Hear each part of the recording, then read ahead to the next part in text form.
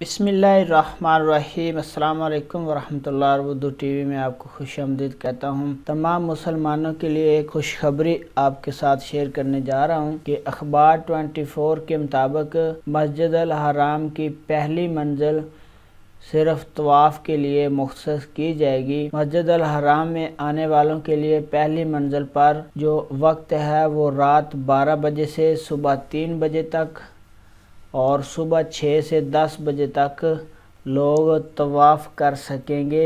Special security force के in charge brigadier Mohammad अल-बसामी ने कहा है कि पहली मंजिल से तवाफ़ करने वालों को इजाज़त देने का मकसद लोगों को सहूलत फराहम करना है। उन्होंने सऊदी टीवी अल-अखबारिया चैनल से गुफ्तगू करते हुए कहा है कि सिर्फ तवाफ़ के लिए आने वालों का शेड्यूल मुकर्रर किया गया है जो नमाज के औकात के अलावा सुबह और रात के लिए है। उनसे एक सवाल पूछा गया था कि रवां हफ्ते के इख्तिताम तक तवक्कलना और एतमरना पे तवाफ़ के लिए भी परमिट का इजरा शुरू कर दिया जाएगा।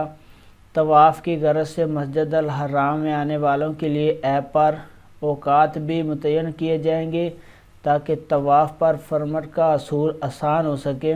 जैसे हम तवक्कलना से या एतमरना ऐप से उम्रे के लिए परमिट लेते हैं तो परमिट इशू होने के बाद टाइम आता है, टाइम का ऑप्शन कि आपने किस टाइम पे उम्रे के लिए जाना है। इसी तरह तवाफ़ के लिए भी टाइम शो होगा कि आप किस टाइम जा रहे हैं, रात 12 से 3 बजे या सुबह 6 से 10 बजे के दौरान आप तवाफ़ करेंगे।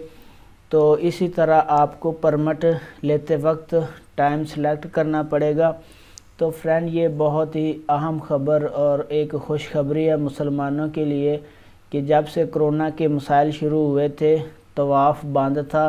सिर्फ उम्रा के लिए लोग जो जाते थे वो तवाफ़ कर सकते थे, लेकिन आम लोग तवाफ़ नहीं कर सकते थे। जो बंदा उम्रा नहीं करना चाहता, सिर्फ तवाफ़ करना चाहता है तो उसके लिए भी इजाज़तनामा मिल जाएगा। आने वाले दिनों में लगता यूँ है हजर असवद का बोसा है, उसके लिए भी परमिशन शायद एतमरना या तवक्कलना में आ जाए कि आप हजर असवद का अगर बोसा लेना चाह रहे हैं तो उसके लिए भी आपको परमिशन मिल जाएगी कि आप बोसा ले सकते हैं।